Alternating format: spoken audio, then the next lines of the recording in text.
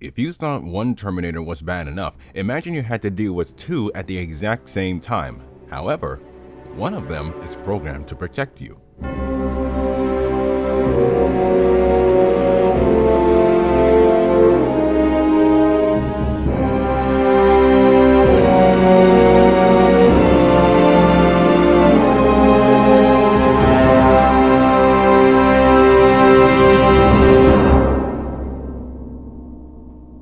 I'm Demetrius, and welcome to the Brumakian podcast. This is an episodic review series where I can review anything but not everything, which includes monster movies, both big and small, anime, and video games. This week is Terminator 2 Judgment Day. The original Terminator, released in 1984, was a surprise hit for the studio's MGM and Orion, earning $78.4 million, bypassing its $6.4 million budget. What it did was solidify Arnold Schwarzenegger as a lead actor and James Cameron as a credible director. Arnold himself expressed great interest in the sequel, stating, "I always felt we should continue the story. I told Cameron that right after we finished the first film." However, the sequel was stalled. In the meantime, James Cameron was busy directing other science fiction films in the late 80s, such as Aliens in 1986 and The Abyss in 1989. At the same time, there were issues with Hemdale Film Corporation. Its co-founder, John Daly, almost got into a physical altercation with Cameron. Worse, the sequel couldn't get the go-ahead, without the approval of Hemdale themselves, and Cameron had 50% of his rights to the company to even get the Terminator made in the first place, and the other half was sold to his ex-wife, Gail Ann Hurd. What followed was a lawsuit towards Hemdale by Cameron, Schwarzenegger, Hurd, and special effects director Stan Winston. Arnold actually persuaded an independent film studio, Carco Pictures, to purchase the rights to the Terminator, and purchase it they did, but it wasn't clean. The owner of the studio, Mario Kassar, described the acquisition as the most difficult deal Carco had ever conducted. In order for him to recoup his investment, Kassar told Cameron that the sequel will proceed with or without him, and offered him $6 million to be involved and to write a script. With the sequel, it would involve three studios: the Studio Canal Plus, Lightstorm Entertainment, and Pacific Western Productions. The minimum cost to produce this sequel was even greater than the original, $60 million to be exact. Now, the only thing left was distribution rights. That fell on the lap of TriStar Pictures. Trust me, we're going to see them again. Now comes the little challenges. The movie's release date was set to be May 27, 1991, though the date was pushed back to July. But there was a little catch in the form of writing the script, specifically the time to make the script. Cameron had 6 to 8 weeks to make a script, but he wasn't alone. With him was co-writer of the original Terminator, William Wisher Jr. When Cameron pitched to have the T-800 and John Connor together, Wisher thought it was a joke, until it wasn't.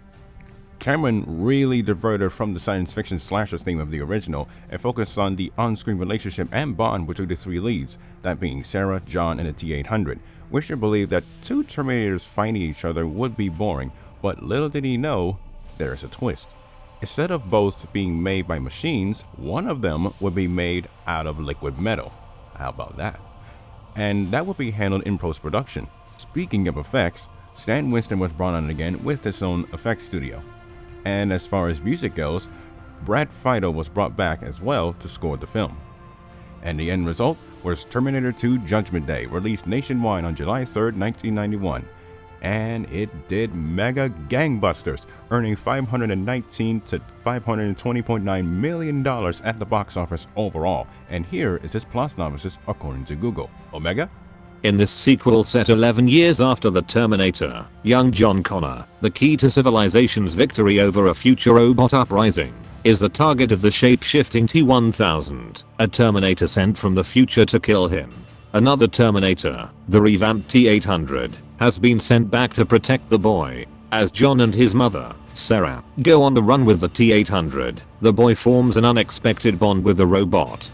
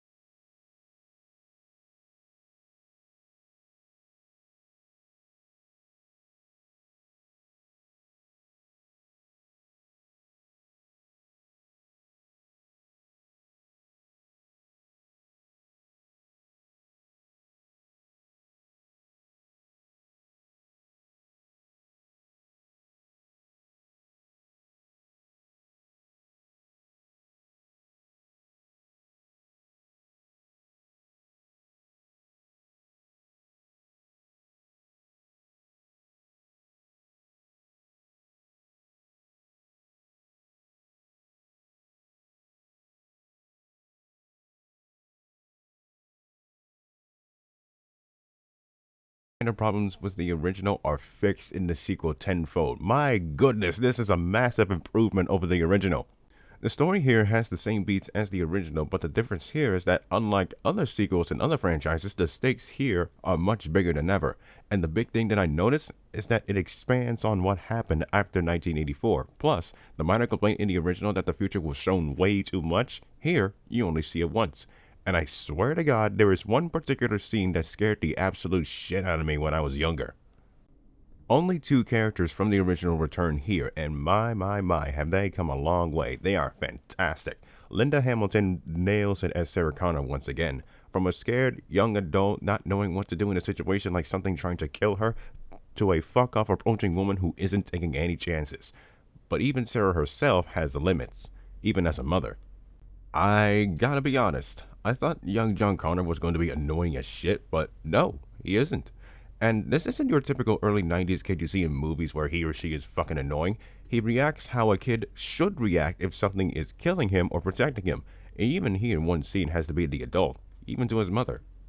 Both the T-800 and 1000 are fantastic. I love that the former gets to grow as a character around the younger leader of the Resistance, and I love the latter because he's acting the way that the original T-800 did back in 1984. It also helped that he's completely made out of liquid metal. Speaking of which, how is it in 1991 when you have a movie that uses practical effects that the CG still holds up even in 2023? And it is limited. See, this is how you handle CG. You use it sparingly, not overuse it. Sure, I like my CG madness and glory as much as the next Madman, but I like it more old school.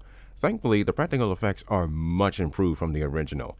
I am shocked at how far the effects can go with it being the year 1991. Real-time stunts, real-time vehicles, and real props. Stan Winston, take my money.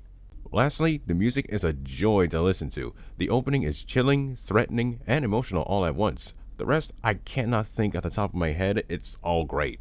And even as I record this, I'm looking out my window and I'm seeing some construction guys ruining my lawn. Fantastic. Okay, let me finish this review. Overall, Terminator 2 Judgment Day is one of the best sequels I've ever seen in what feels like forever. Everything that was introduced in the Terminator has been expanded with this one. Even when I was younger when I saw this, I was blown away. Today, as an adult, I'm still blown away.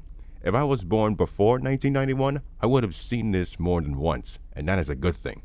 Unfortunately, I covered something that has a good example of time traveling. Now I have to cover something that has a bad example of time traveling. Oh my god, no. Might as well buy some headache pills. Until then, thank you all for watching/listening. If you enjoyed this video, leave a like and subscribe to the channel for more of the Brumakian podcast. This has been Demetrius signing off, and I'm off to give those guys a shouting match.